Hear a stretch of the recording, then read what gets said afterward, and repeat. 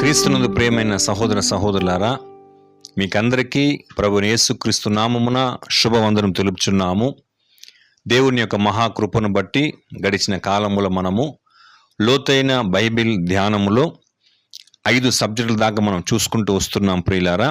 అందులో 5వ సబ్జెక్టుగా యేసు తెరచిన మార్గం ఏది, తెరవబోయే మార్గం ఏది అనేటువంటి ఒక 5వ సబ్జెక్టులో మనము గత కాలములో 3 పార్ట్ వరకు మనము వీడియో చూసాం ప్రియులారా.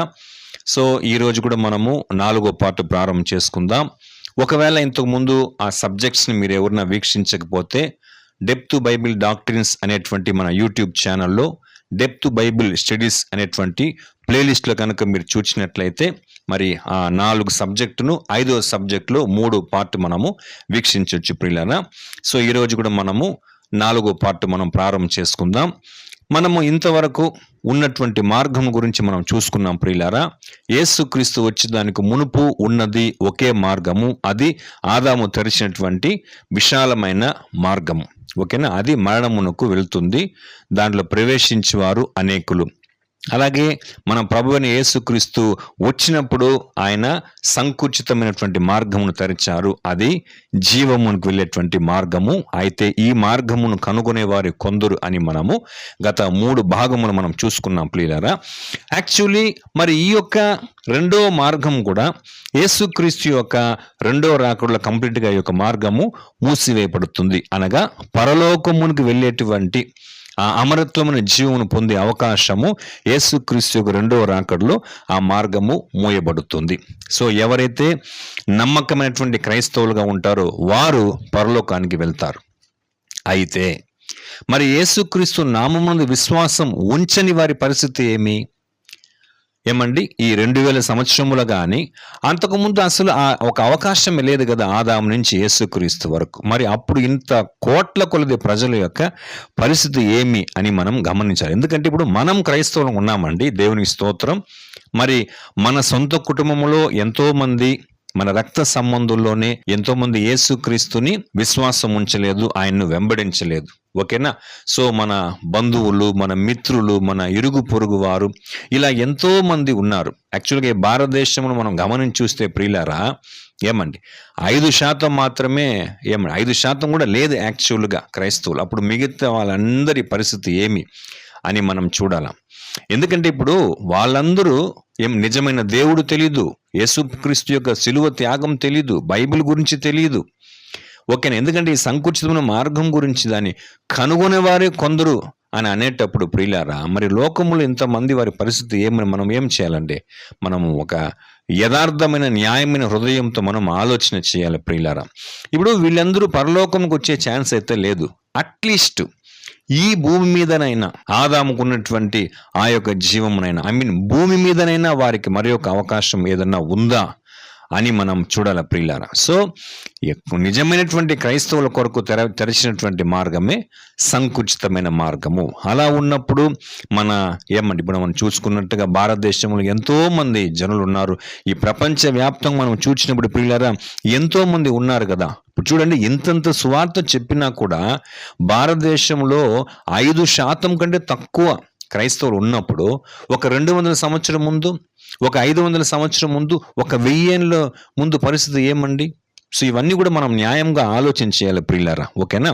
యాక్చువల్లీ అలాగే ప్రపంచమంతా కూడా మనం గమనిస్తే ప్రపంచంలో అందరూ కూడా క్రైస్తవులు లేరు కదా ప్రియులారా. అలా ఉన్నప్పుడు మరి వీరి కొరకు కూడా దేవుడు ఏమైనా ప్రణాళిక పెట్టాడా అని మనం చూడాలా. దానికంటే ముందు అసలు వీళ్ళందరూ ఎందుకు ఇంతంత సువార్త ప్రకటించినా కూడా వీరందరూ ఎందుకొరకు యేసుక్రీస్తు నామమునందు విశ్వాసం ఉంచలేకపోతున్నారు, దానికి ఎవరు కారణం అనేటువంటి విషయం మనం బాగా గమనిస్తే దానికి ఈ యుగ సంబంధమైన అపవాదే కదండి దానికి కారణము. ఆ విషయం మనం బాగా గమనించాలి ప్రియులారా. ఓకేనా. చూడండి, కొరింథీయులకు రాసిన 2వ పత్రిక 4వ అధ్యాయము 4వ వచనం.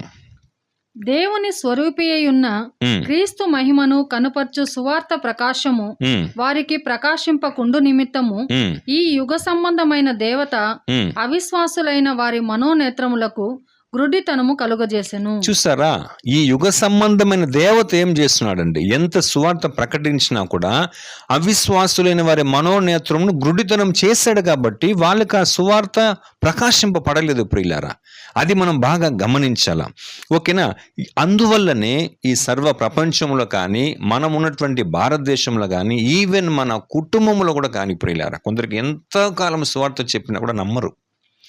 ఓకేనా? సో ఈ పరిస్థితి ఎందుకు వస్తుందంటే ప్రియులారా, వారు కాదని దానికి కారణం ఈ యుగ సంబంధమైన దేవత్యగు అపవాది ఏం చేస్తున్నాడు? వాళ్ళ మనోనేత్రం వాడు గుడ్డితనం కలుగు చేస్తున్నాడు ప్రియులారా. ఇది మనం బాగా గమనించాలా. ఇప్పుడు ఒక విషయం గమనిస్తామండి, ఇంత సువార్త తెలుసుకొని, ఇంత సత్యం తెలుసుకొని మనం ఎన్నోసార్లు పాపం చేసినప్పుడు దేవుడు మన పాపం క్షమించలేదా? అలా ఉన్నప్పుడు ఏమండి, అసలు ఆయన నామందు విశ్వాసం ఉంచే అవకాశమే అపవాది వారికి కలిగించకుండా అడ్డగించినప్పుడు, వారి మనోనేత్రాన్ని మూయబడినప్పుడు మనం దాన్ని కూడా ఆలోచించాలి కదా. వీళ్ళకు క్షమాపణ ఇచ్చేటువంటి ఒక అవకాశమే లేదా? వీళ్ళు రక్షించబడడానికి ఒక అవకాశమే లేదా? మార్గమే లేదని మనం ఏం చేయాలి? మనం దాన్ని న్యాయబద్ధంగా ఆలోచన చేయాలి. యాక్చువల్లీ ఇలాంటి వాక్యం బట్టి మనం చూస్తే వీటన్నిటికీ కారణం ఎవరు? అపవాది కదా. అప్పుడు మోసం చేసిన వానినేమో దేవుడు ఇంకా వాడిని నాశనం చేయలే, కానీ ఆ మోసగాని వలన మోసపోయేటువంటి జనులను ఏమండి శిక్షించేస్తే, వాళ్ళకి ఇంకా ఏ ఒక అవకాశమే లేకుండా చేసేస్తే అది ఎలాగండి న్యాయ తీర్పు అవుతుంది? యాక్చువల్లీ తీర్పు అంటే, జడ్జిమెంట్ అంటే అది న్యాయంగా జరగాలి కదా. వాస్తవంగా జడ్జిమెంట్ ఎలా జరుగుతుంది బైబిల్లో ఉంది. అపోస్తుల కార్యములు 17వ అధ్యాయము 31వ వచనంలో చూడండి. అపోస్తుల కార్యం 17:31. ఎందుకనగా తాను నియమించిన మనుషుని చేత నీతిని అనుసరించి భూలోకమునకు తీర్పు తీర్చబోయేడి ఒక దినమును నిర్ణయించి ఉన్నాడు. కాబట్టి బాగా గమనించాలా, భూలోకమునకు తీర్పు తీర్చబోయేడి ఒక దినం. అది ప్రభువుకు ఒక దినం అంతే, మనకు 1000 సంవత్సరములు. తీర్పు తీర్చబోయే ఒక మనుష్యుడు, ఆయన మన ప్రభువైన యేసుక్రీస్తును మనుష్య కుమారుడు. ఎలా న్యాయం తీరుస్తాడు? న్యాయముగా ఏం చేస్తాడంట? ఆయన న్యాయం తీరుస్తాడు. అంటే దాని అర్థం ఏమండి? మోసపరిచేటువంటి వాణ్ణి అలాగే విడిచిపెట్టి వాని వంచన చేత ఏమండి ఆ మోసపోయేటువంటి వారిని శిక్షిస్తే ఇది ఏమైనా న్యాయమైన తీర్పా ప్రియులారా? అది మనం బాగా గమనించాలండి. యాక్చువల్లీ ఏమండి, ఇప్పుడు న్యాయ తీర్పు అనేది ఎలా జరుగుతుంది, ఎప్పుడు జరుగుతుంది అని మనం ఏం చేయాలా? అనేకమైన లేఖనం ద్వారా మనము ధ్యానం చేయాలి. ఏమంటే ప్రియులారా, వాస్తవముగా ఒక సత్యము మనము బాగా గమనించాల. యేసుక్రీస్తు ఏమండి ఆదాం విశాలమైన మార్గం తెరిచాడు, యేసుక్రీస్తు సంకుచిత మార్గం తెరిచాడు. కానీ ఓవరాల్గా మనం గమనించి చూస్తే యేసుక్రీస్తు కేవలము కొంతమంది క్రైస్తవుల కొరకు మాత్రమే రాలేదు ప్రియులారా. ఆయన ఎవరి కోసం వచ్చాడు లోకములో? ఆయన సిలువ మరణం వలన, ఆయన చిందించిన కలువరి సిలువలోని రక్తం వలన ఎవరికి పాపక్షమాపణ ఉంది? క్రైస్తవులకు మాత్రమే ఉందా, లేదా లోకములో అందరికి ఉందా అనే విషయం మనం ఏం చేయాలా? బాగా ధ్యానం చేయాలా. యాక్చువల్లీ మనము అనేకమైన వచనం చూస్తాం చూడండి. ఈ వచనం అంతా మనం ధ్యానం చేసేటప్పుడు ఇవన్నీ కూడా నెరవేర్చబడాలి. మరి ఇవి నెరవేర్చబడాలంటే దానికి మరి ఒక మార్గం ఉంది ప్రియులారా. ఆ మార్గంలో వచ్చినప్పుడు ఈ వాక్యం అంతా నెరవేర్చబడతాది. ముందుగా ఆ వాక్యాలు ఏమని మనం చూద్దాం చూడండి. తిమోతికి రాసిన మొదటి పత్రిక 2వ అధ్యాయము 6వ వచనము. ఈయన అందరి కొరకు విమోచన క్రయధనముగా తన్ను తానే సమర్పించుకొనెను. దీనిని గూర్చిన సాక్ష్యము యుక్త కాలములయందు ఇయ్యబడును. చూసారా, ఈయన అందరి కొరకు విమోచన క్రయధనంగా ఏం చేస్తాడు? తన్ను తాను సమర్పించుకున్నాడు. క్రైస్తవులైనటువంటి కొందరి కొరకు కాదు ప్రియులారా. ఇది మనం బాగా గమనించాలి. అలాగే యోహాను రాసిన మొదటి పత్రిక 2వ అధ్యాయము 2వ వచనం చూడండి ఏం చెప్తుందో. ఆయనే మన పాపములకు శాంతికరమై ఉన్నాడు. మన పాపములకు మాత్రమే కాదు, సర్వలోకమునకు శాంతికరమై ఉన్నాడు. చూడండి, మన పాపములకు మాత్రమే కాదు, సర్వలోకమునకు ఏమై ఉన్నాడు? ఆయన శాంతికరమైనడు. ఎంత చక్కగా ఉంది. ఆయనే మన పాపములకు శాంతికరమై ఉన్నాడు. ఎవరికి? క్రైస్తవులకు. మన పాపములకు మాత్రమే కాదు అంటే దాని అర్థమేమి? క్రైస్తవుల పాపములకు మాత్రమే కాదు, సర్వలోకమునకును యేసు ఏమై ఉన్నాడు? శాంతికరమై ఉన్నాడు. అలాగే చూడండి యోహాను రాసిన మొదటి పత్రిక 4వ అధ్యాయం 14వ వచనము. మరియు ఉమ్, తండ్రి తన కుమారుని ఉమ్, లోక రక్షకుడుగా ఉండుటకు ఉమ్, పంపియుండుట మేము చూచి ఉమ్. సాక్ష్యమిచ్చుచున్నాము. యేసుక్రీస్తు ఒట్టి క్రైస్తవులకు మాత్రం రక్షకుడు బైబిల్లో ఉందా? కాదండి. తండ్రి తన కుమారుని లోకరక్షకుడుగా ఉండుటకు పంపి ఉంటే చూచి మేమేం చేస్తున్నాము? సాక్ష్యం ఇస్తున్నాము. కాబట్టి యేసుక్రీస్తు ప్రభుల వారు క్రైస్తవులకు మాత్రమే కాదని రక్షకుడు, ఆయన సర్వలోకమునకు ఆయన ఏమై ఉన్నాడు ప్రియులారా? ఆయన రక్షకుడై ఉన్నాడు. ఇలాంటి ఎన్నో లేఖనాలు మనకు ఆధారంగా ఉంది. చూడండి, యోహాను సువార్త 1వ అధ్యాయము 29వ వచనము. మరునాడు యోహాను ఉమ్, యేసు తన యొద్దకు రాగా చూచి, ఉమ్, ఇదిగో లోక పాపములు మోసుకొని పోవు ఉమ్. దేవుని గొర్రెపిల్ల. లోక పాపమును మోసుకుపోయేదానికి వచ్చాడు ఆయన. ఒట్టి క్రైస్తవుల పాపములు మాత్రం కాదండి, లోక పాపమును మోసుకుని పోవు దేవుని గొర్రెపిల్ల. కాబట్టి ఏమండి, ఆయన అందరి కొరకు వచ్చి మరణించాడు. చూడండి, హెబ్రీయులకు రాసిన పత్రిక 2వ అధ్యాయం 9వ వచనము. దేవుని కృప వలన ఉమ్, ఆయన ప్రతి మనుషుని కొరకు ఉమ్. మరణము అనుభవించినట్లు. చూసారా, ఆయన ప్రతి మనుష్యుని కొరకు ఏం చేశాడండి? ఆ మరణమును ఆయన అనుభవించాడు. మనమంతా గుడ్ ఫ్రైడే రోజు ఎంత చక్కగా సిలువ మరణం గురించి ధ్యానం చేస్తాం ప్రియులారా. ఆ ఉదయం 9 నుంచి ఆ మధ్యాహ్నం 3 గంటల వరకు ఆయన ఎంత కష్టపడి ఆ సిలువను మోసి, సిలువలో కొట్టబడి, ముళ్ళకిడం ధరించబడి, రక్తమును కార్చి మేకులతో కొట్టబడి ఆ కలువరిలో తన రక్తం అంతా చిందించాడే, అది కొందరి కోసమా? ఎంత చక్కగా ఉందన్న, అందరి కొరకు మరణం పొందాడు ప్రియులారా ఆయన. ఇప్పుడు ఈ లోకంలో ప్రతి మనుషులకి మరణం వస్తుంది కదా. ఈ మరణం ఎవరి వల్ల వచ్చింది? ఆదాం వల్ల వచ్చింది కదా. ఏమండి, రోమా పత్రిక 5వ అధ్యాయము 12వ వచనం ఏం చెప్తుంది చూడండి. ఇట్లుండగా ఉమ్, ఒక మనుషుని ద్వారా పాపమును, ఉమ్, పాపము ద్వారా మరణమును ఉమ్, లోకములో ఎలాగు ప్రవేశించెను, ఉమ్, అలాగుననే ఉమ్, మనుషులందరూ పాపము చేసినందున ఉమ్. మరణము అందరికిని సంప్రాప్తమాయెను. ఎంత చక్కగా వాక్యం చెప్తుందండి. ఒక మనుషుని ద్వారా పాపమును, పాపము ద్వారా మరణమును లోకములో ఏమండి మరణం ప్రవేశించింది. పాపం చేసిన వారందరూ మరణములో ఉన్నారు వాని వలన. ఓకేనా? అయితే ఆ అందరి మరణం తీసివేసేదానికే కదా ఆయన ఏమని లోక పాపమును మోసుకొని పోయే దేవుని గొర్రెపిల్ల అందరి కొరకు ఆయన మరణమును రుచి చూచాడు ప్రియులారా. చూడండి, అదే రోమాపత్రిక 5వ అధ్యాయం 18వ వచనం ఏం చెప్తుంది చూడండి.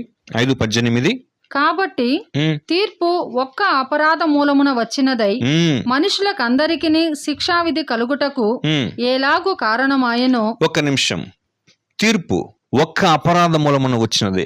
ఆదాము చేసిన ఒక అపరాధ మూలమున మనుషులందరికీ శిక్షావిధి కలుగుటకు, మరణం అనే శిక్షావిధి కలుగుటకు ఎలాగూ కారణమాయనో అలాగే ఒక పుణ్య కార్యము వలన కృపాదానము మనుషులకందరికిని జీవప్రదమైన నీతి విధింపబడుటకు కారణమాయను. యేసుక్రీస్తు ఎప్పుడైతే ఆదాముకు సమమైనటువంటి ఆదాముగా వచ్చి ఏమండి ఆయన చేసిన పుణ్యకార్యం, కలువరి సిలువలో తన జీవమును, తన ప్రాణమును అప్పగించినటువంటి ఆ కార్యం వలన మనుషులందరికీ ఏమండి జీవప్రదమైన నీతి విధింపబడుటకు కారణం, అందరికీ మరి ఒక జీవం ఇచ్చేదానికి కారణమైంది ప్రియులారా ఆయన యొక్క సిలువ యాగం. చూడండి, కొరింథీయులకు రాసిన మొదటి పత్రిక 15వ అధ్యాయము 45వ వచనం.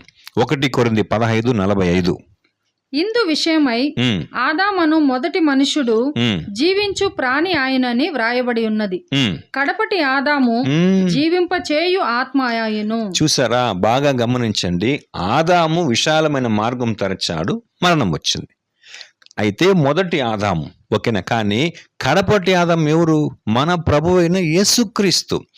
అప్పుడు ఈ ఆదాము మూలంగా వచ్చిన వాటన్నిటినీ కడపటి ఆదాముకు యేసుప్రభు ఏం చేస్తున్నా రెక్టిఫై చేస్తున్నాడు ప్రియులారా. 47వ వచనము.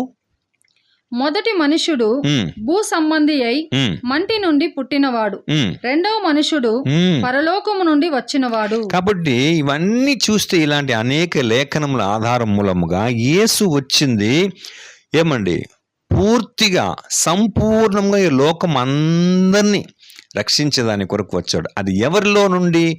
ఆదాముకు బదులుగా ఆదాము కొరకు విమోచన క్రయధనం ఇచ్చి ఆదాములో జన్మించి మరణించిన ప్రతి ఒక్కరిని విడిపించేదాని కొరకు ఇతడు మొదటి ఆదాం అయితే యేసు ప్రభు కడపటి ఆదాం. ఇతడు మొదటి మనిషి అయితే యేసు రెండవ మనిషిగా వచ్చి ఏం చేస్తాడు? అందరినీ ఆయన విమోచించాడు. యాక్చువల్గా ఎంత చక్కటి లేఖనం ఉంది చూడండి. కొరింథీయులకు రాసిన మొదటి పత్రిక 15వ అధ్యాయము 21వ వచనము. మనుషుని ద్వారా మరణము వచ్చెను గనుక మనుషుని ద్వారానే మృతుల పునరుద్ధానమును కలిగెను. చూడండి, మనుషుని ద్వారా మరణం అంటే ఆదాము మూలంగా మరణం వచ్చింది.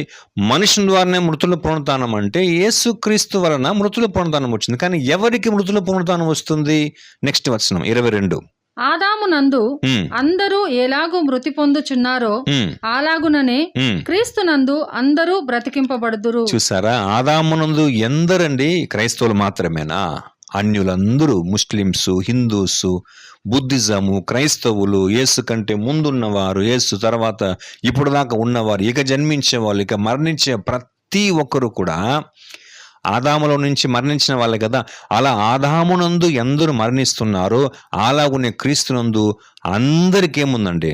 ఆయన మృతుల పునరుత్థానం ఇవ్వబోతున్నాడు. ఓకేనా? చూడండి, తిమోతికి రాసిన మొదటి పత్రిక 4వ అధ్యాయము 10వ వచనం. 1 తిమోతి 4:10. మనుషులకందరికీ రక్షకుడును మరి విశేషముగా విశ్వాసులకు రక్షకుడునైన జీవము గల దేవుని యందు మనము నిరీక్షణ ఉంచి ఉన్నాము గనుక ఇందు నిమిత్తము ప్రయాసముతో పాటుపడుచున్నాము. సో కాబట్టి ప్రియులారా, విశ్వాసులకందరికీ ఉండేది విశేషమైన రక్షణ. మరి విశేషముగా విశ్వాసులకు రక్షణ ఉంది కదా. అదేమండి, విశ్వాసులు యేసుక్రీస్తు నామమున విశ్వాసం ఉంచి సంకుచిత మార్గములో సిలువను మోసుకొని కష్టపడి ఉపేక్షించుకొని అందరికంటే ఎక్కువగా ప్రభువుని వెంబడించి జీవించేటువంటి వారికి పరలోకమునికి వెళ్ళే విశేషమైన రక్షణ. కానీ మనుషులకందరికీ కూడా ఏముందండి? ఒక రక్షణను ఇచ్చేటువంటి పొందేటువంటి ఒక కాలం ఉంది ప్రియులారా. అది మనం బాగా ఆలోచించాల. అయితే అది ఎప్పుడు అని మనం చూస్తే అది మన ప్రభువుని యేసుక్రీస్తు యొక్క 2వ రాకడలో ఈ సంకుచిత మార్గము మూయబడుతుంది. అప్పుడు ఇప్పుడు మనం చదివినటువంటి ఇన్ని లేఖనం నెరవేర్చబడ్డ కొరకు ఏముందండి? అప్పుడు మరి ఒక మార్గము తెరవబడుతుంది. అయితే ఆ మార్గంలో ఇప్పుడు విశ్వసించని వాళ్ళందరూ యేసుక్రీస్తు యొక్క 2వ రాకడలో ఆదామునందు అందరూ ఎలాగ మృతి పొందుచున్నారు అలాగనే క్రీస్తునందు అందరూ బ్రతికించినప్పుడు ప్రతి ఒక్కరికి మృతుల పునరుత్థానం ఉంది. ఓకేనా? అది ఎప్పుడు? అది ఈ మెస్సియా యుగంలో 1000 ఏళ్ళ రాజ్య పరిపాలనలో అప్పుడు అందరూ వస్తారు ప్రియులారా. అప్పుడు వచ్చినప్పుడు అప్పుడు రావడమే ప్రారంభం ఏమవుతుందండి? అపవాదిని ఏం చేస్తారండి? బంధించుతాడు. 1000 ఏళ్ళు వాడిని బంధించినప్పుడు అప్పుడు అందరికీ సత్యం గురించిన అనుభవ జ్ఞానం బోధించేటప్పుడు అప్పుడు ప్రతి ఒక్కరు కూడా సత్యాన్ని నమ్ముతారు. ఎందుకు నమ్ముతారు? అప్పుడు అపవాదిని ఏం చేస్తాడు? యేసు ప్రభు 2వ రాకడలో వాడిని బంధిస్తాడు. మరి ఇప్పుడు ఎందుకు అందరూ సువార్తను ఎంత చెప్పినా వినలేకపోతున్నారు? మనం చదివాం కదా 2 కొరింథీ 4:4లో ఈ యుగ సంబంధమైన దేవత వారి మనోన్నతను ఏం చేస్తున్నాడండి? గుడితనం కలుగజేస్తున్నాడు. ఇప్పుడు ఇంతంత సువార్త చెప్పిన వాళ్ళు అనేకులు వినడం లేదండి. ఎందుకంటే వాడు బలవంతుడుగా ఏం చేస్తున్నాడు? ఈ లోకంలో ఉండి వాడు కార్యం చేస్తున్నాడు. మత్తయి సువార్త 12వ అధ్యాయం 29 చూడండి. మత్తయి 12:29. ఒకడు మొదట బలవంతుని బంధింపని ఎడల ఎలాగూ ఆ బలవంతుని ఇంటిలో జొచ్చి అతని సామగ్రి దోచుకొనగలడు, అట్లు బంధించిన ఎడల వాని ఇల్లు దోచుకొనును. కాబట్టి వాడు బలవంతుడుగా ఉన్నప్పుడు వాని సామగ్రిని ఎలా దోచుకోనంటే అపవాది ఇప్పుడు ఉన్నాడు. వాని బంధకములో ఉన్న వారిని ఎలాగ వెళ్ళి అందరూ రక్షించబడానికి అవుతుంది? అది కుదరదు. ఫస్ట్ వాడిని బలవంతుని బంధిస్తే అప్పుడు ఏం చేయొచ్చు? వాని సామగ్రి అంటే బలవంతుడు అంటే అపవాది, ఇల్లు అంటే ఈ భూలోకము, సామగ్రి అంటే ఈ లోకము ఉన్నటువంటి మనుషులు ప్రియులారా. ఓకేనా? అయితే యేసుక్రీస్తుకు 2వ రాకడలో ఏం జరుగుతుంది? చూడండి, ఒకసారి చదువుకుందాం. ప్రకటన గ్రంథం 20వ అధ్యాయము మొదటి 3 వచనాలు. మరియు పెద్ద సంకెళ్లను చేత పట్టుకొని అగాధం యొక్క తాళపు చెవిగల యొక్క దేవదూత పరలోకము నుండి దిగివచ్చుట చూచితిని. అతడు ఆది సర్పమును అనగా అపవాదియు సాతానును అను ఆ ఘట సర్పమును పట్టుకొని 1000 సంవత్సరములు వానిని బంధించి అగాధములో పడవేసి ఆ 1000 సంవత్సరములు గడచు వరకు ఇక జనములను మోసపరచకుండునట్లు అగాధమును మూసి దానికి ముద్ర వేసెను. అటు పిమ్మట వాడు కొంచెము కాలము విడిచిపెట్టబడవలెను. చూసారా? ఓకేనా? యేసు ప్రభు 2వ రాకడలో వచ్చేటప్పుడు వాడిని బంధిస్తాడు. ఎందుకు? ఇక జనములను మోసపరచకుండునట్లు. ఇప్పుడు మనం మత్తయి 12:29 చదివినట్టు వాడు బలవంతుడుగా ఉండి లోకాన్ని బంధిస్తున్నాడు. వాడు యుగ సంబంధ దేవతగా వాడు మనోనేత్రాన్ని అందరి మనోనేత్రాన్ని మూసేస్తున్నాడు. ఓకేనా? ఎందుకంటే వాడు ఇప్పుడు ఉన్నాడు కాబట్టి వాడు మోసం చేస్తున్నాడు. కానీ 1000 yearsలో వాడిని అరెస్ట్ చేసేసిన, వాడిని బంధించినప్పుడు ప్రియుల, వాడిని ఉన్న శక్తి ప్రభావం అంతా తీసేసిన తర్వాత వాడు ఎవరిని మోసం చేసేదానికి లేదు. 1000 ఏళ్ళు ఏం చేస్తాడు? యేసుప్రభు వాడిని బంధిస్తాడు ప్రియులారా. ఓకేనా? అప్పుడే ఈ 1000 ఏళ్ళ రాజ్య పరిపాలన జరుగుతుంది. మెస్సియా యుగంలో ఈ 1000 years రూలింగ్. 6వ వచనం చదవండి, ప్రకటన 26. ఈ మొదటి పునరుద్ధానములో పాలుగలవారు ధన్యులును పరిశుద్ధులునై యుందురు. ఇట్టి వారి మీద రెండవ మరణమునకు అధికారము లేదు. వీరు దేవునికిని క్రీస్తుకును యాజకులై క్రీస్తుతో కూడా 1000 సంవత్సరములు రాజ్యము చేయుదురు. ఈ సంకుచితమైన మార్గములో ఎవరంతా తను తాను ఉపేక్షించుకుని తన సిలువనెత్తుకుని ప్రభువును మరణం వరకు నమ్మకంగా జీవించిన పరిశుద్ధులుగా ఉన్నారు, పిలువబడిన వారుగా, ఏర్పరచబడిన వారుగా మరణం వరకు నమ్మకంగా ఉన్నారు, వీరందరూ పరలోకానికి పోయినప్పుడు యేసు ప్రభు యొక్క రెండవ రాకడలో 1000 ఏళ్ళు ఏం చేస్తారండి?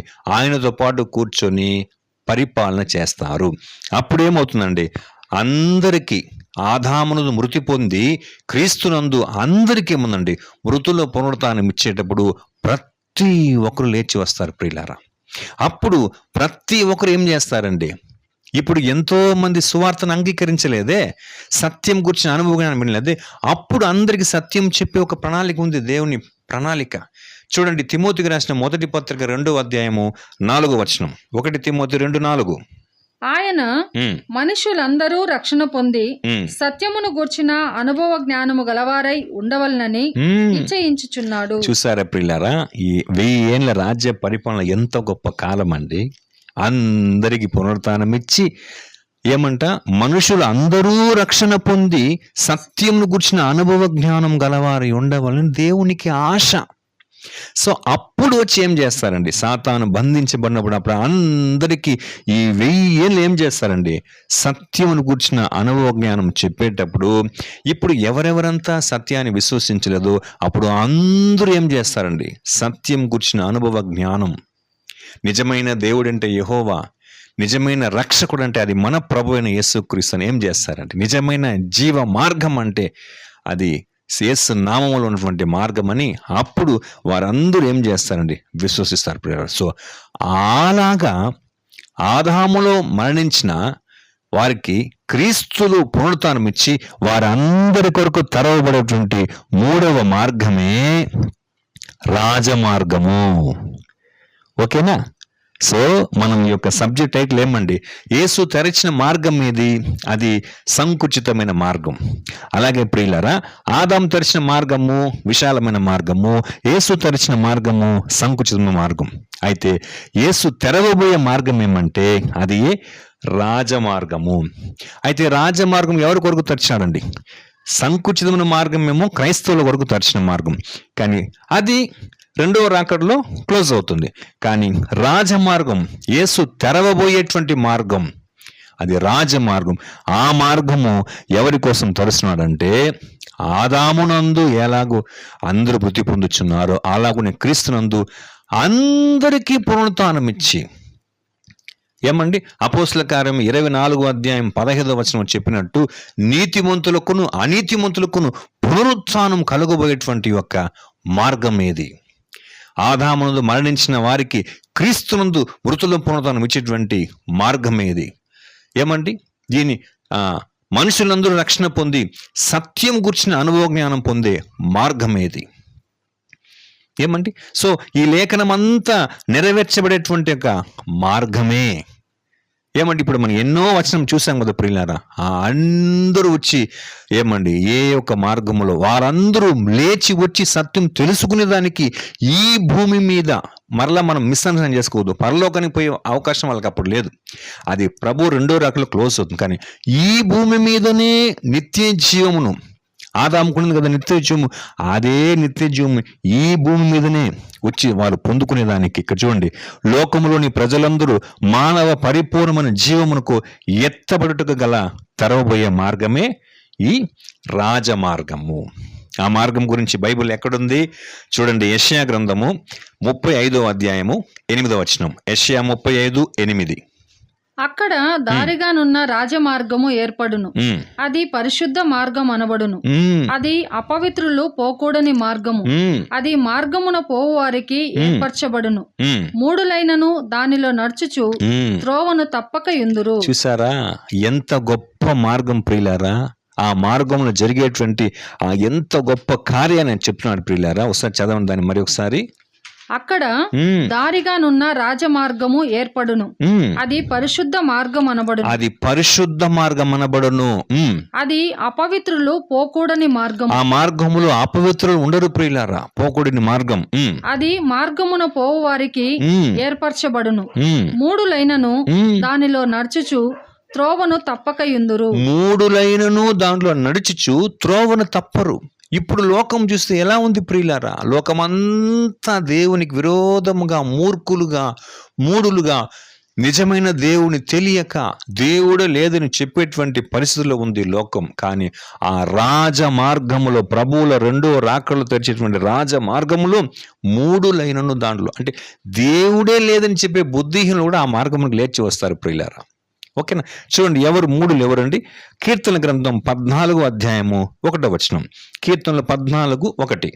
దేవుడు లేడని బుద్ధిహీనులు తమ హృదయములో అనుకొందురు, వారు చెడిపోయిన వారు అసహ్య కార్యములు చేయుదురు. దేవుడే మేలు చేయువాడొకడును లేడు. దేవుడే లేడని చెప్పేవాడే బుద్ధిహీనుడు. అలాంటి 3 లైనను ఆ మార్గంలో వచ్చి త్రోవను తప్పక యుందురు ప్రియులారా. అటువంటి ఒక గొప్ప మార్గమే ఆ రాజమార్గము. చూడండి యెషయా గ్రంథం 26వ అధ్యాయము 9వ వచనం. యెషయా 26:9. రాత్రి వేళ నా ప్రాణము నిన్ను ఆశించుచున్నది, నాలోనున్న ఆత్మ ఆసక్తితో నిన్ను ఆశ్రయించుచున్నది. నీ తీర్పులు లోకమునకు రాగా లోక నివాసులు నీతిని నేర్చుకుందురు. చూసారా, నీ తీర్పులు లోకమునకు రాగా లోక నివాసులు నీతిని నేర్చుకుందురు ప్రియులారా. ఓకేనా. ఇప్పుడు నేర్చుకుంటున్నారా? ఇప్పుడు నేర్చుకోరు. మాకు 33 కోట్ల దేవతలు ఉన్నారని భారతదేశంలో, అంటే అరబ్ కంట్రీస్లో ముస్లిం వాళ్ళంతా మాకు అల్లా ఉన్నాడు, మాకు యేసుక్రీస్తు అనేవాడు రక్షకుడు కాదు, ఒక ప్రవక్త అంతే. ఏమండి, మాకు మొహమ్మదే ప్రవక్త. సో ఇప్పుడు ఇలాగంతా ఉంది. కానీ అప్పుడు ఏమవుతారంటే యేసుక్రీస్తుని విశ్వసిస్తారండి. నీ తీర్పులు లోకమునకు రాగా లోకస్తులు ఏం చేస్తారు? నీతిని నేర్చుకునేటువంటి ఒక మార్గమే ఆ యొక్క రాజమార్గము. ఓకేనా. చూడండి ప్రియులారా, అదే 35వ అధ్యాయము 9-10 వచనాలు. ఆ మార్గములు ఇంకా ఏమేమంతా జరుగుతుంది. అక్కడ సింహం ఉండదు, క్రూర జంతువులు దాని ఎక్కవు, అవి అక్కడ కనబడవు, విమోచింపబడిన వారే అక్కడ నడుచుదురు. చూసారా, అక్కడ విమోచించిన వారు ఉండు. చాలు అక్కడ ఎంత చక్కగా చెప్తుందండి. అక్కడ సింహం ఉండదు, క్రూర జంతువులు దాన్ని ఎక్కవు, అవి అక్కడ కనబడవునుంది రాజమార్గములో. ఇదేమిది? అప్పుడు దేవుని రాజ్యంలో ఆ రాజమార్గములో ఏమండి, ఆ 1000 ఏళ్ళ రాజ్య పరిపాలనలో సింహం ఉండదా, క్రూర జంతువులు ఏమి ఉండవా అని అంటే, కానీ దేవుని రాజ్యములో ఇలాంటి క్రూర జంతువులు ఉంటుంది, సింహం ఉంటుందని కూడా బైబిల్లో ఉంది కదా. అలాంటి ఎన్నో ప్రవచనాలు బైబిల్లో రాయబడి ఉంది కదా. మరి అదేమి? అది చూడండి యెషయా గ్రంథం 65వ అధ్యాయము 25వ వచనము. తోడేళ్లను గొర్రె పిల్లలను కలిసి మేయును, సింహము ఎద్దు వలె గడ్డి తినును, సర్పమునకు మన్ను ఆహారమగును. నా పరిశుద్ధ పర్వతములో అవి హాని అయినను నాశనమైనను చేయకుండును. చూసారా, దేవుని రాజ్యములో సింహము గడ్డి తింటది ప్రియులారా. ఓకేనా. సో క్రూర జంతువులంతా అక్కడ వస్తుంది. కానీ ఇక్కడ మనం చెప్పినప్పుడు 35:9 యెషయా గ్రంథంలో సింహం ఉండదు, క్రూర జంతువులు దాన్ని ఎక్కవు, అవి అక్కడ కనబడవంటే ఏ సింహము? ఇప్పుడు మనం చూచేటువంటి ఈ సింహం కాదు, సర్కస్లో ఉండేదో లేకపోతే జూ పార్క్లో ఉండేదో లేకపోతే అడవిలో ఉన్నటువంటి ఆ సింహం కాదు ప్రియులారా. సింహం అంటే ఇది ఏ సింహం తెలుసా? సైతాన్ అనే సింహం ఉండడు ప్రియులారా. బైబిల్లో ఉంది కదా. పేతురు ఎంత చక్కగా చెప్తాడండి సంఘానికి. పేతురు రాసిన మొదటి పత్రిక 5వ అధ్యాయము 8వ వచనం. 1 పేతురు 5:8. నిబ్బరమైన బుద్ధి గలవారై మెలకువగా ఉండుడి. మీ విరోధి అయిన అపవాది గర్జించు సింహం వలె ఎవరిని మృంగుదునా అని వెదకుచూ తిరుగుచున్నాడు. కాబట్టి అపవాది ఎలా ఉన్నాడంటే గర్జించు సింహం వలె ఎవరిని మృంగుదుమా అని వెదకుచూ తిరుగుచూ ఉన్నాడంట. ఇలాంటి సింహము, ఈ సైతానని ఈ సింహం అప్పుడు ఉండడు పిల్లలు దేవుని రాజ్యంలో. ఎందుకు? మనం చదివే ముందు ప్రకటన గ్రంథం 20 అధ్యాయంలో మొదటి 3 వచనంలో ఏమండి, ఒక దేవదూత ఒక పెద్ద సంకులు చేత పట్టుకొని అపవాది యగు ఆ సాతాన్ని పట్టుకొని 1000 సంవత్సరములు బంధించేస్తాడు ప్రియులారా. సో ఆ 1000 years వరకు ఎవరున్నారండి? అపవాది ఉండడు. అలాగని ఆ అపవాదిని సింహము ఏమండి ఈ భూమి మీద ఉండదని ప్రవచనం చెప్తుంది ప్రియులారా. అక్కడ సింహం ఉండదు, క్రూర జంతువులు దాన్ని ఎక్కవు. అంటే ఇప్పుడు చూడండి, ఇప్పుడు ఈ లోకములో మనుషులందరినీ పాపపు కోరికలను పుట్టించి చేసేది ఎవరు? సైతాను, సైతాను యొక్క సైన్యం. ఓకేనా? ఇక్కడ చూడండి, వాళ్ళ వలన ఎన్నెన్ని పాప కార్యం జరుగుతూ ఉంది ప్రియులారా. ఈ లోకంలో చిన్న చిన్న బాల్య వయసులోనే ఇప్పుడు పాపపు ఇచ్చలు, పాపపు కోరికలు వస్తూ ఉందండి. దేని మూలముగా? ఏమండి, చెడ్డ చెడ్డ అలవాట్ల మూలముగా, మత్తుపానీయముల అలవాట్ల మూలముగా, ఈ సినిమాల ద్వారా, తర్వాత ఎన్నో ఏమండి ఈ యొక్క వ్యభిచారం ద్వారా, పబ్బులంట, క్లబ్బులంట, రకరకాలుగా ఈ అంత్యకాలంలో పాపం ఎలా ఉంది ప్రియులారా. సో ఇలాంటి ఏ వ్యవస్థలు ఉండదు అక్కడ. అపవాదే లేనప్పుడు, వాని దురాత్మల సమూహమే లేనప్పుడు, వానికి సంబంధించిన కార్యములు ఏమీ కూడా ఎందుకు ఉండదంటే అది దేవుని రాజ్యం. అది మన ప్రభు అయిన యేసుక్రీస్తును ఏమండి ఆయనతో పాటు పరలోకం వెళ్ళేటువంటి యొక్క చిన్న మందయు కలిసి 1000 ఏళ్ళు రాజ్యం పరిపాలన చేసేటప్పుడు అది దేవుని రాజ్యం ప్రియులారా కంప్లీట్గా. సో అప్పుడు సింహం అనేటువంటి సాతాను ఉండదు, క్రూర జంతువులు అంటే వానికి సంబంధమైన ఏ యొక్క వ్యవస్థ, ఏది క్రియలు కూడా అక్కడ ఉండనే ఉండదు. ఓకేనా? నెక్స్ట్ 10వ వచనము, యెషయా 35:10. యెహోవా విమోచించిన వారు పాటలు పాడుచు తిరిగి సియోనుకు వచ్చెదరు. యెహోవా విమోచించేవారు. ఎవరిని విమోచించాడండి? మనం 1 తిమోతి 2 అధ్యాయము, ఈయన అందరి కొరకు విమోచన క్రయధనముగా తన్ను తానే సమర్పించుకున్నాడు. అలాగా యేసుక్రీస్తు మూలంగా విమోచించబడిన, ఆదాములో మరణించిన, యేసులో ఏమండి మృతుల పునరుత్థానం పొందిన ప్రతి ఒక్కరు దేవుడు ఏం చేస్తాడండి? యెహోవా విమోచిస్తాడు. చదవండి, యెహోవా విమోచించిన వారు, యెహోవా విమోచించిన వారు పాటలు పాడుచు తిరిగి సియోనుకు వచ్చెదరు. వారి తలల మీద నిత్యానందముండును. వారు ఆనంద సంతోషముల గలవారై వచ్చెదరు. దుఃఖమును నిట్టూర్పును ఎగిరిపోవును. చూసారా ఇప్పుడు ఈ పరిస్థితి ఉందా లోకంలో? నిజమైన దేవుడిని, నిజమైన రక్షకుడిని నమ్మేటువంటి పరిస్థితి ఉందా ప్రియులారా? అందువలన ఎప్పుడైతే వాళ్ళు నిజ దేవుడిని, నిజ రక్షకుని అంగీకరించదో వాళ్ళ జీవితం దుఃఖము, వేదన, కన్నీరు, చింత, దిగులు యావత్తు ఉంది. కానీ 1000 yearsలో ప్రభు రెండో రాకడలో ఆ దేవుని రాజ్యంలో యెహోవా చేత విమోచించబడినప్పుడు వారు ఎలా వస్తారంట? పాటలు పాడుచూ తిరిగి సియోను కంటే ఏమండి దేవుని రాజ్యంలోకి వచ్చినప్పుడు వారు తలల మీద నిత్య ఆనందముండును. వారు ఆనంద సంతోషము గలవారై వచ్చెదరు. దుఃఖమును నిట్టూర్పును ఎగిరిపోతుంది ప్రియులారా. మరణించిన ప్రతి ఒక్కరికి మృతుల ఆనందం ఇచ్చేటప్పుడే ఒక సంతోషం కదా. వాళ్ళు మోసం చేసే సైతాను లేనప్పుడు ఒక సంతోషం కదా. నిజమైన దేవుని యొక్క రాజ్యములో, ప్రభు రాజ్యములో సత్యము మాత్రం వినేటువంటి ఒక పరిస్థితి. ముఖ్యంగా సత్యం దేనికి? వాళ్ళు 1000 ఏళ్ళు సత్యం గురించిన అనుభవ జ్ఞానం పొందిన తర్వాత మరలా లాస్ట్లో సైతాన్ని విడిపిస్తాడు కదా. ఆ శోధనను జయించేస్తే వాళ్ళకందరికీ యుగ యుగములు జీవించేటువంటి నిత్య జీవం కదా. మరి నిత్య జీవం పొందేది ఎంత సంతోషం. అందుకొరకు తెరవబడేటువంటి మార్గమే ఆ యొక్క రాజమార్గం. ఇప్పుడు ఎంతో మంది ఉన్నారు ప్రియులారా, ఇప్పుడంతా వాళ్ళు దేవుని అంగీకరించడం లేదు. కానీ ఆ రాజమార్గంలో వచ్చి అందరూ దేవుని అంగీకరిస్తారు, అందరూ యేసు నామమును విశ్వసిస్తారు ప్రియులారా. ఇప్పుడు ఫిలిప్పీయులకు రాసిన పత్రిక 2వ అధ్యాయంలో ఏముందండి? ప్రతి మోకాలు ఆయన ఎదుట వంగాల, ప్రతి నాలుక ఆయనను స్తుతించాలా. ఇది ఎప్పుడు జరిగేది? అది ఆ రాజమార్గంలో జరగబోయేటువంటి గొప్ప కార్యం. చూడండి, అప్పుడు అందరూ నమ్ముతున్న బైబిల్లో ఉందండి. ఇర్మియా గ్రంథం 16వ అధ్యాయము 19 నుంచి 21 వరకు.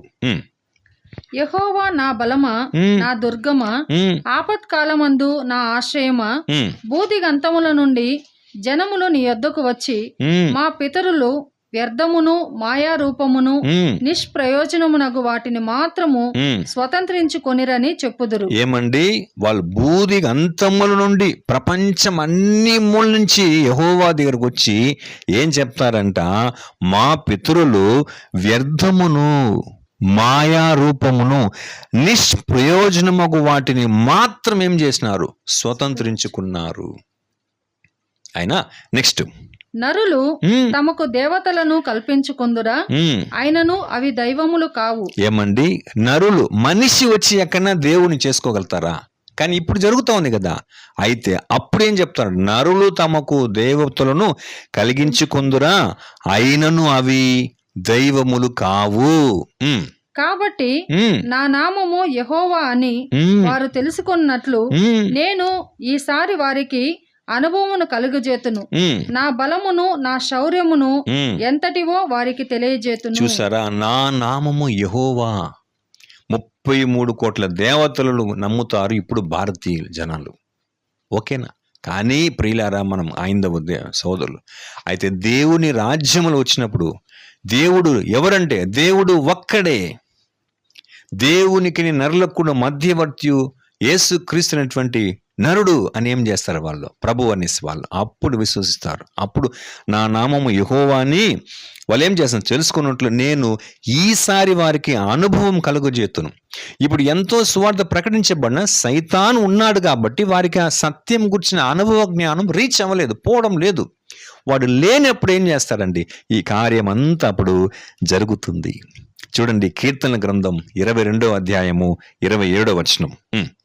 బూదిగంతముల నివాసులందరూ జ్ఞాపకము చేసుకొని యెహోవా తట్టు తిరిగెదరు, అన్యజనుల వంశస్థులందరూ నీ సన్నిధిని నమస్కారము చేసెదరు. ఎంత గొప్ప వాక్యం అండి. ఏమండి, బూదిగంతముల నివాసులందరూ, ఎక్కడో కొంతమంది క్రైస్తవులు, లేకపోతే ఎక్కడో కొంతమంది ఇజ్రాయేల్ మాత్రం కాదు ప్రియులారా. ఎంత చక్కగా చెప్తున్నాను చూడండి ప్రియులారా. బూదిగంతముల నివాసులందరూ జ్ఞాపకము తెచ్చుకొని యెహోవా తట్టు తిరిగెదరు. ఇప్పుడు ఎక్కడెక్కడ తిరుగుతున్నారండి? తిరుపతికి తిరుగుతారు, కాశీ రామేశ్వరం తిరుగుతారు, ఎన్నెన్నో పుణ్యక్షేత్రాలు తిరుగుతారు. కానీ లోకములు ఉన్నవారు అందరూ ఎంత చక్కగా బూదిగంతముల నివాసులు అందరూ, ఎంత మంచి రాజ్యం అది, ఎంత మంచి కాలం అది. బూదిగంధం నివాసులందరూ జ్ఞాపకము చేసుకొని యెహోవా తట్టు తిరుగుదురు, అన్యజనుల వంశస్థులందరూ నీ సన్నిధిని నమస్కారం చేసేదరు. యెహోవానే నిజమైన దేవుడు, యేసే మన రక్షకుడిని. అప్పుడేం చేస్తారండి, వాళ్ళందరూ దేవుని దగ్గరికి వస్తారు. సో ఇప్పుడు మనం ఎంతమందికి సువార్త చెప్తాం, మన కుటుంబీకులకి, రక్త సంబంధులకి, స్నేహితులకి, అందరూ చెప్పినా కూడా అనేకులు రాళ్ళు కదా. కానీ అప్పుడు దేవుని రాజ్యంలో అందరూ వస్తారు ప్రియులారా. ఓకేనా? అదే మనం చదువుకున్నాం కదా, యెషయా 26:9 నీ తీర్పులు లోకమునకు రాగా లోక నివాసులు నీతిని నేర్చుకుందురు అని చూసాం కదా ప్రియులారా. కాబట్టి ఆ రాజ్య మార్గంలో అందరూ వస్తారు, పునరుత్థానమై వస్తారు, సత్యం గురించిన అనుభవ జ్ఞానం వారందరూ కూడా పొందుతారు. అయితే సత్యం అందరికీ ఏమవుతుందంటే ఇవ్వబడుతుంది ప్రియులారా. ఓకేనా? అయితే మనం ప్రకటన గ్రంథంలో ఏం చదివాం, 20:3 వచనంలో అపవాదిని 1000 ఏళ్ళు బంధించి వాడిని అగాధములు మూసివేసి బంధించేస్తాడు. ఎందుకు? ఇక జనములు మోసపరచుకున్నట్లు. అయితే 1000 ఏళ్ళు తర్వాత వాడు కొంచెం కాలము విడిచిపెట్టబడబలను. ఎందుకు మరలా వాడిని లాస్ట్లో విడిచిపెడతారంటే, ఇప్పుడు వీళ్ళకి సత్యము తెలిసింది కానీ వీళ్ళు అందరూ సత్యం గురించిన అనుభవ జ్ఞానం చేత ఏమండి సైతాన్ లేనప్పుడు జీవించేది కాదండి, మరలా వీళ్ళందరూ నిత్య జీవమునకు అర్హుల కారాన్ని ఏం చేయాలా, టెస్ట్ చేయాలా.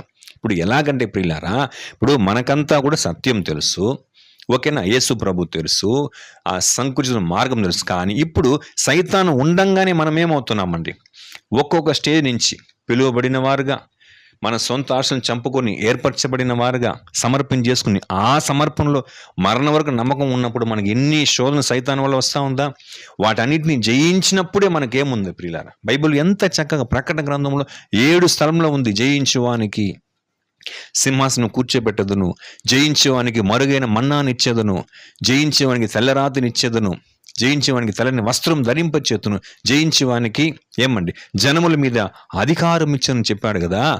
ఆ రీతిగా ప్రియులారా ఇప్పుడు వీళ్ళందరికీ 1000 yearsలో బాగా అర్థం చేసుకోవాలా, సాతాను లేనప్పుడు, సత్యం బోధించబడినప్పుడు సత్యం తెలుసుకుంటారు. కానీ సత్యానికి నమ్మకంగా వాళ్ళు జీవిస్తున్నదని ఏం చేయాలి? వాళ్ళని పరీక్షించాలి కదా. అందువల్ల మళ్ళీ ఏం చేస్తారంటే అపవాదిని కొంచెం కాలం విడిచిపెట్టబడుతుంది. అది చదవండి ప్రకటన గ్రంథంలో ఆ వాక్యం మాత్రం. ప్రకటన గ్రంథం 20వ అధ్యాయము 3వ వచనం. ఆ 1000 సంవత్సరములు గడచు వరకు ఇక జనములను మోసపరచకుండునట్లు అగాధమును మూసి దానికి ముద్ర వేసెను. అటు పిమ్మట వాడు కొంచెము కాలము విడిచిపెట్టబడవలెను. ఎందుకొరకు మళ్ళీ సైతాన్ లాస్ట్ లో విడిచిపెట్టాలంటే వీళ్ళంతా సత్యం తెలుసుకున్న తర్వాత సత్యం ప్రకారం జీవించి భూమి మీద ఇవ్వబోయేటువంటి నిత్య జీవమును వాళ్ళ అర్హులుగా ఉన్నారా లేదని వాళ్ళని పరీక్షించేదానికి ఏం చేయాలి? మళ్ళా ఆ శోధకుని మళ్ళా విడిచిపెట్టినప్పుడు అప్పుడు వాడేం చేస్తాడు? అందరిని శోధిస్తాడు. అయితే ఆ శోధనలో ఎవరంతా పడిపోకుండా ఉంటారు. ఇప్పుడు పడుతున్నారంటే వారి మనోనేత్రం మూయబడింది. కానీ 1000 yearsలో అందరికీ పునరుద్ధానం ఇచ్చి వాణ్ణి బంధించి సత్యమే 1000 ఏళ్ళ రాజ్య పరిపాలన అందరూ సత్యం చెప్పేటప్పుడు ఇప్పుడు ఏది సత్యం, ఏది అసత్యం, ఏది దేవుడు, ఏది సైతాన్ని తెలిసిపోతుంది కదా. అప్పుడు వారికి శోధించినప్పుడు ప్రియులారా, ఎవరంతా వాని వైపుకు వెళ్ళరో వారందరికీ భూమి మీదనే ఏమండి భూమి మీదనే పరిపూర్ణమైన జీవమునకు నిత్య జీవముని ఇస్తాడు. ఏది దేవుడు ఏదైనా తోటలో ఫస్ట్ మనిషిని సృష్టించి ఆదాముని సృష్టించి ఎలాగ నిత్య జీవములు పెట్టాడో అదేలాగా ఎవరంతా సైతాన్ని జయిస్తారో వాళ్ళందరికీ భూమి మీదనే, వారికి పరలోకం పోయే అవకాశంలా, పరలోకం పోయే అవకాశం రెండవ రాకడలో క్లోజ్, వాళ్ళకి భూమి మీదనే నిత్య జీవం ఇస్తాడు. అయితే అప్పుడు కూడా ఎవరంతా అంత సత్యం తెలుసుకొని సైతాన్ లేనప్పుడు కూడా వాళ్ళు సత్యం తెలుసుకొని మరలా వాళ్ళు దేవుని విరోధము ఎవరైతే పాపం చేస్తారో అలాంటి వారిని నిత్య నాశనం ఇచ్చేస్తాడు. అలాంటి వారికి ఇచ్చేదే రెండవ మరణం. మొదటగా ఈ భూమి మీద అందరూ మరణిస్తారు. అలాగా మరణించిన ప్రతి ఒక్కరికి యేసు మూలంగా పునరుత్థానం ఇచ్చి సత్యం ఇచ్చిన తర్వాత లాస్ట్లో వారిని శోధించినప్పుడు అప్పుడు ఎవరంతా సైతాను వెంబడి వెళ్తారో వాళ్ళకి ఇచ్చేదే ఈ రెండవ మరణము. చూడండి, అదే ఇప్పుడు మనం చదివాం కదా, యెషయా గ్రంథం చదివాం కదండి 26వ అధ్యాయంలో 9వ వచనం ఏముందంటే, నీ తీర్పులు లోకమునకు రాగా లోక నివాసులు నీతి నేర్చుకుందని ఉంది కదా. 10వ వచనం ఏముంది? యెషయా 26:10, దుష్టులకు దయ చూపినను వారు నీతిని నేర్చుకొనరు, వారు ధర్మక్షేత్రములో నివసించినను యెహోవా మహత్యమును ఆలోచింపక అన్యాయము చేయుదురు. చూసారా, ఇప్పుడు వీళ్ళందరికీ మరలా ఇప్పుడు ఇంతంతా పాపం చేశారు, దుష్టత్వంతో ఉన్నారు కదండి ప్రియులారా, అందరికి పునరుత్థానం ఇచ్చి అందరికి సత్యం ఇచ్చేసినాడు. అయితే ఇంతంతా సత్యం తెలిసిన తర్వాత ఏదండి మోసపరిచే సైతం లేనప్పటికీ ఇంతంతా సత్యం తెలిసిన తర్వాత కూడా కొందరు మరలా దుష్టులుగా ఉంటారు. అందుకే దుష్టులకు దయ చూపినను వారు నీతిని నేర్చుకొనరండి. ఇప్పుడే కాదండి, 1000 yearsలో ఇంతంతా నేర్చుకున్నా కూడా వాళ్ళు దానికి అనుసరించి జీవించరు. నీతిని నేర్చుకొనక వారు ధర్మక్షేత్రములో నివసించినను, అంటే దేవుని రాజ్యములో నివసించినను యెహోవా మహాత్మ్యమును ఆలోచింపక, అంటే యెహోవా మరలా మనకు నిత్య జీవం పొందే అవకాశం ఇస్తున్నాడు కదా అని యెహోవా మహాత్మ్యమును ఆలోచింపక అన్యాయము చేయుదురు. అలా అన్యాయం చేసే వాళ్ళని ఏం చేస్తారంటే, ఎట్లయితే యేసు ప్రభు తర్వాత ఆ 1000 years తర్వాత సాతాను రిలీజ్ చేసిన తర్వాత ఎట్లయితే వాణిని నాశనం చేస్తాడండి, అపవాది లూసిఫర్ని, సైతాన్ని, వానితో పాటు వీళ్ళందరూ కూడా ఏం చేస్తారండి, అన్యాయం చేసే వాళ్ళందరినీ కూడా నాశనం చేస్తాడు. అయితే మిగిలిన వాళ్ళందరికీ ఏముంది ప్రియులారా? భూమి మీద నిత్య జీవం ఉంది. ఇప్పుడు ఇక్కడేమో ఆదాం చేసిన పాపమును బట్టి రోమా 5:12 ఇట్లుండగా ఒక మనుషుని ద్వారా పాపము ద్వారా మరణమును లోకములో ఎలాగూ ప్రవేశించను అలాగునే మనుషులు అందరూ పాపము చేసినందున మరణం ఏమైంది? అందరికి సంప్రాప్తమైంది. అయితే ఇక్కడ 1000 years లాస్ట్ ఇచ్చే తీర్పు అలా కాదండి. ఇప్పుడు ఆదాం చేసిన పాపము, శాపము, మరణము మనకు వచ్చింది. కానీ ఇక్కడ ఇచ్చేటప్పుడు వ్యక్తిగతముగా తీర్పు వస్తుంది, ఇండివిజువల్ జడ్జిమెంట్ వస్తుంది. అది చూడండి, యెహెజ్కేలు గ్రంథం 18వ అధ్యాయము 4వ వచనం. యెహెజ్కేలు 18:4. మనుషులందరూ నా వశములో ఉన్నారు, తండ్రులేమి కుమారులేమి అందరూను నా వశములో ఉన్నారు. పాపము చేయువాడెవడో వాడే మరణమునందును. ఓకేనా? ఇక్కడ ఆదాము పాపము మన అందరి మీదకి శాపముగా మరణం వచ్చింది. కానీ అక్కడ పాపము చేయువాడెవడో వాడే ఏమవుతాడు? మరణం పొందుతాడు. ఓకేనా? ఇక్కడ మరణం పొందేది ఆదాం వల్ల మనకు వచ్చినటువంటి మరణం. కానీ దేవుని రాజ్యములో లాస్ట్లో ఇచ్చే జడ్జిమెంట్ ఆదాముది కాదు. ఆదాం పాపమే మనం జీతం తీసుకునేసినాం అందరం. కానీ ఇక్కడ వచ్చినప్పుడు ఎవడు వ్యక్తిగతంగా పాపం చేస్తాడు అంటే ఏమండి? ఈ 1000 ఏళ్ళు సత్యం అందా తెలుసుకొని వాడిని విడిపించినప్పుడు వాడిని జయిస్తే ఈ భూమి మీద మనకు నిత్యము జీవం ఉంది కదా, నిత్య జీవం. అది తెలుసుకొని కూడా ఎవరంతా పాపం చేస్తారో, ఎవడు పాపం చేయడో వాడే మరణమునందును. చూడండి, దీనికి ఇంకా ఇండివిజువల్ జడ్జిమెంట్ ఒక వండర్ఫుల్ వర్డ్ ఉంది.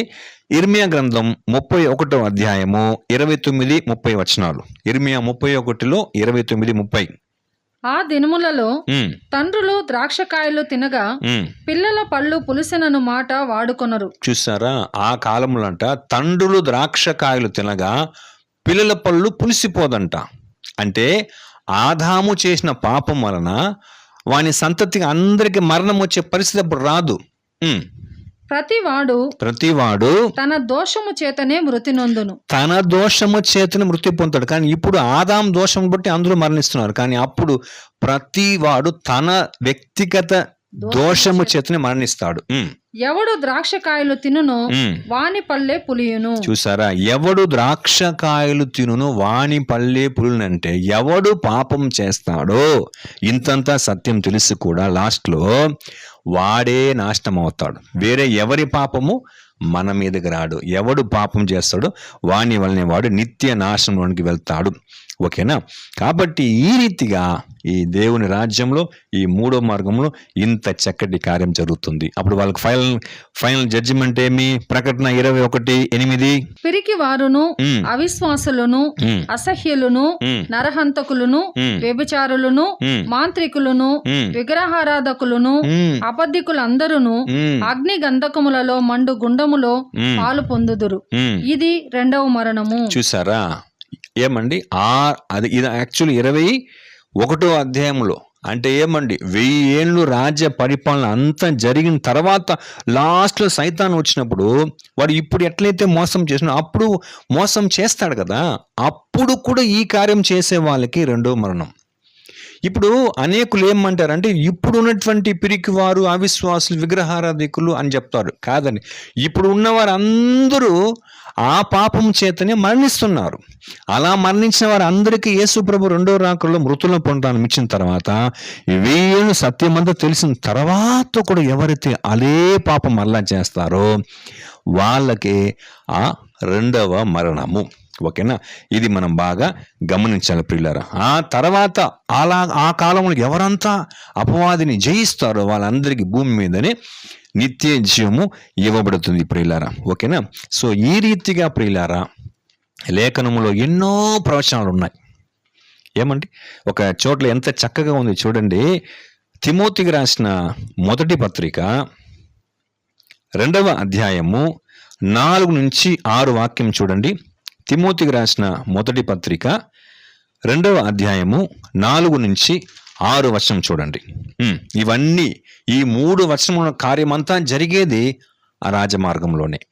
ఆయన మనుషులందరూ రక్షణ పొంది సత్యమును గూర్చిన అనుభవ జ్ఞానము గలవారై ఉండవలనని ఇచ్చయించుచున్నాడు. చూసారా? ఉండండి ఒక్క నిమిషం. ఏమంటే మనుషులందరూ రక్షణ పొంది అంటే ఇప్పుడు అందరూ మరణిస్తున్నారు. ఆ మరణించిన ప్రతి ఒక్కరికి మరణము నుండి ఒక రక్షణ, ఒక విడుదల ఇస్తాడు. మనుషులు అందరూ రక్షణ పొంది సత్యము గూర్చిన అనుభవ జ్ఞానం గలవారి ఉండవాలని దేవునికి ఆశ. ఇప్పుడు ఇది ఎప్పుడు మనుషులందరూ సత్యం తెలుసుకుంటారు? అదొకటి. నెక్స్ట్ 2వది 5వ వచనం. దేవుడొక్కడే, దేవునికిని నరులకును మధ్యవర్తియు ఒక్కడే, ఆయన క్రీస్తేసను నరుడు. ఇది ఎప్పుడు విశ్వసిస్తారు? ఇప్పుడు చెప్తే నమ్ముతారా ఈ హైందవ దేశంలో? కానీ అప్పుడు దేవుడొక్కడే, దేవునికి నరులకును మధ్యవర్తి ఒక్కడే, ఆయన క్రీస్తు యేసు నరుడు. తర్వాత 6వ వచనము. ఈయన అందరి కొరకు విమోచన క్రయధనముగా తన్ను తానే సమర్పించుకొనెను.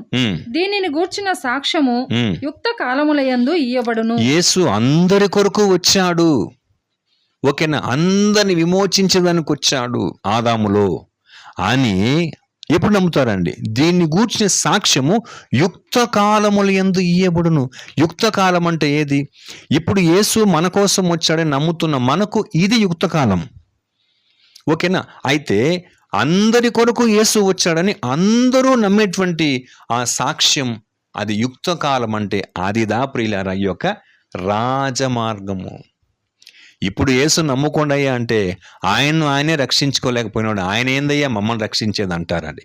అయితే లేదు ఆయన మా కొరకు కూడా వచ్చాడు, మా కొరకే వచ్చాడని చెప్పే కాలమే యుక్త కాలం. అది ఏ ప్రియులారా యొక్క రాజమార్గం, ఓకేనా. కాబట్టి మనకు ఇప్పుడే యుక్త కాలం. దేనికి? మనం పరలోకమునికి వెళ్ళేదానికి, అందరికీ భూమి మీద సత్యం తెలుసుకుని నిత్యజీవం పొందేదానికి ఒక యుక్త కాలం. అది ఏ దేవుని రాజ్యముకు ఈ యొక్క రాజమార్గంలో, ఓకేనా. లాస్ట్లో ఇంతంతా సత్యం తెలుసుకొని ఎవరంతా జీవించుకుని ఉంటారో వాళ్ళకే రెండవ మరణం, ఓకేనా. అది చదవండి ఒకసారి. మనం ప్రకటన గ్రంథంలో ఉంది కదా, 20వ అధ్యాయంలో 7 నుంచి 10 దాకా చూడండి. 20వ అధ్యాయము 7 నుంచి 10 వరకు.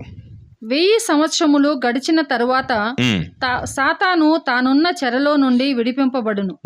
భూమి నలుదిశల యందుండు జనములను లెక్కకు సముద్రపు ఇసుక వలె ఉన్న గోగు మాగోగు అనువారిని మోసపరచి వారిని యుద్ధమునకు పోగు చేయుటకై వాడు బయలుదేరును. వారు భూమి ఎందంతటా వ్యాపించి పరిశుద్ధుల శిబిరమును ప్రియమైన పట్టణమును ముట్టడి వేయగా పరలోకములో నుండి అగ్ని దిగివచ్చి వారిని దహించెను. వారిని మోసపరిచిన అపవాది అగ్ని గంధకముల గల గుండములో పడవేయబడును. అచ్చట ఆ క్రూర మృగమును అబద్ధ ప్రవక్తయు ఉన్నారు. వారు యుగ యుగములు రాత్రింబగళ్ళు బాధింపబడుదురు. ఓకేనా. సో అప్పుడు ఆ రాజమార్గము సత్యం తెలుసుకొని మరలా ఎవరైతే అపవాది వెనక వెళ్తారో వాణిని నాశనం చేసుడు, వాణితో పాటు అందరూ ఏమవుతారండి? నాశనం అవుతారు ప్రియులారా. కాబట్టి ఓకేనా. సో ఇక్కడ మనము ఈ 2 మార్గం చూసాం. ఏమంటే యేసు తెరిచినటువంటి మార్గము అది సంకుచితమైన మార్గం. అయితే మన ప్రభువుని యేసుక్రీస్తు తెరవబోయే మార్గం అంటే ఏమండి? యేసు ప్రభు ఒక 2వ రాకడలో వచ్చి ఆయన తెరవబోయే మార్గమే ఇది రాజమార్గం. అయితే ఆయన 2000 సంవత్సరం ముందు మనుష్య కుమారుడుగా యేసుగా వచ్చి తెరచాడే సంకుచితమైన మార్గం. ఈ మార్గము పరలోకములో నిత్య జీవమును, అమరత్వమైన జీవమును పొందుకునేటువంటి ఒక మార్గం. ఇది 2వ రాకడలో క్లోజ్ అవుతుంది. అప్పుడు రాజమార్గం తెరవబడుతుంది. భూమి మీద అందరికీ పునరుత్థానం, సత్యము, దాని అనుసరించి జీవించే నిత్య జీవము భూమి మీద ఇవ్వబడుతుంది. అందు నిమిత్తం తెరవబోయేది ఈ రాజమార్గము. కాబట్టి ప్రియులారా, ఇవన్నీ చూసేటప్పుడు దేవుడు మనకెంత గొప్ప ఆశీర్వాదం ఇచ్చాడు. మనల్ని చూడండి ప్రియులారా, ఆయన యేసు కంటే ముందుగా జన్మింప చేయలా, యేసు కంటే తర్వాత జన్మింప చేస్తాడు. అది కూడా యేసుక్రీస్తు 2వ రాకడ ముందే ఏం చేస్తాడు? ఆయన జన్మింపజేస్తాడు. దీనివల్ల మనకున్న ఆశీర్వాదం ఏమి? ఈ సంకుచితమైన మార్గములో దాన్ని కనుగొనేవారే కొందరు. అంటే మనం కనుగొనే కృపను ఇచ్చాడు ఆయన, అడుగుజాడలు వెంబడించే కృపను ఇచ్చాడు. దాని మూలంగా మనం పిలువబడిన వారిలోని, ఏర్పరచబడిన వారిలో, నమ్మకమైనటువంటి వారిలో మనం ఎదిగినప్పుడు, మన జీవితాన్ని దేవునికి సమర్పించినప్పుడు పరలోకానికి వెళ్ళేటువంటి ఒక గొప్ప అవకాశాన్ని దేవుడు ఇచ్చాడు. కాబట్టి ప్రియులారా, ఆ మార్గం కొరకు పిలువబడిన మనం అంత గొప్ప ఆశీర్వాదాన్ని మనము పొందుకోవాలా. ఇది ఎందరికి ఉంది ప్రియులారా? ఈ ఒక అవకాశము యేసుక్రీస్తు మొదటి రాకడ నుంచి యేసుక్రీస్తు 2వ రాకడ వరకు మాత్రమే ఉంది. దానికంటే ముందున్న వారికి పరలోకం లేదు, ఆ తర్వాత ప్రభు 2వ రాకడ తర్వాత వచ్చినటువంటి వారికి పరలోకం లేదు. అది మనకు మాత్రమే. సో ఏమండి, మొత్తం మనము 3 మార్గం చూస్తాం. అందులో మొదటి మార్గం విశాలమైన మార్గం, అది ఆదాం తెరిచాడు. 2వ మార్గం సంకుచితమైన మార్గం, అది ఆల్రెడీ యేసు తెరిచాడు. 3వ మార్గము రాజమార్గం, అది ఆయన తెరవబోయే మార్గం. ఇంకా అది తెరవలేదు, అది 2వ రాకడలో తెరవబడుతుంది. కాబట్టి ప్రియులారా, మనం ఈ 3 మార్గం గురించి స్పష్టంగా మనం తెలుసుకుందాం. ఆ 3వ మార్గంలో ఇప్పుడు ఎవరెవరంతా దేవుని నమ్మలేదు, ఎవరెవరంతా యేసు నామమునందు విశ్వాసం ఉంచలేదు, వారందరి కొరకు తెరవబడేటువంటి గొప్ప మార్గమే ఆ రాజమార్గం. కాబట్టి మనం ఇలాంటి ఒక సత్యాన్ని బాగా గ్రహించి ఆ గొప్ప అమరత్వమైన జీవం పొందుకున్నట్లుగా మనమందరము ఆ కృపను బట్టి జీవిద్దాం. మరి అటువంటి మహా కృప ఆశీర్వాదం దేవుడు మనకందరికి అనుగ్రహించిన గాక. ఇంతటితో ఈ యొక్క ఈ సబ్జెక్ట్ 5వ బైబిల్ స్టడీకు యేసు తెరచిన మార్గం ఏది, తెరవబోయే మార్గం ఏదైనా సబ్జెక్టు కంప్లీట్ అవుతుంది. మరి దేవుని చిత్తమైతే మనం మరి ఒక నూతనమైన సబ్జెక్టులో ప్రారంభం చేసుకుందాం. ఎంతో ఓపికతో ఈ కార్యక్రమాన్ని వీక్షించిన మీకందరికీ ప్రభునామమున వందనం తెలుపుతున్నాం.